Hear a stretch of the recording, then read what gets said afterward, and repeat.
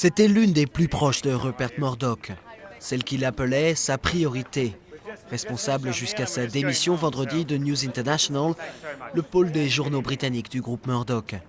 La police veut en savoir plus sur son implication éventuelle dans la mise sur écoute de milliers de personnalités et la corruption de policiers, le tout alors qu'elle était rédactrice en chef du journal News of the World entre 2000 et 2003.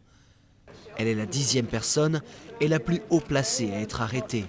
Brooks a toujours nié avoir su ce qui se passait, une position qui n'est pas crédible selon certains experts. C'est difficile de comprendre une opération aussi pénétrante, des abus systématiques avec autant d'argent distribué dans ces opérations. C'est difficile de croire que les dirigeants pourraient ne pas avoir été au courant de ce qu'il se passait. Comme l'ancien porte-parole de David Cameron, Andy Coulson, arrêté il y a 10 jours, Rebekah Brooks a été convoquée par la police. Elle est passible de prison ferme.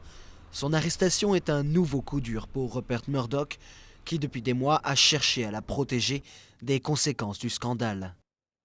Il a fermé News of the World pour défendre Rebekah Brooks. Il a abandonné son offre sur Biscay Bee pour défendre Rebekah Brooks.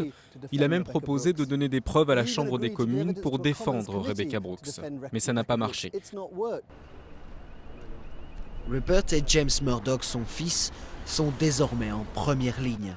Ils sont attendus mardi par une commission parlementaire qui va leur demander des comptes. Jeudi, Rupert Murdoch avait renoncé à racheter la totalité du bouquet satellite Sky Bee. Vendredi, il s'était excusé devant les caméras, samedi dans la presse, mais rien ne semble pour le moment devoir calmer la tempête.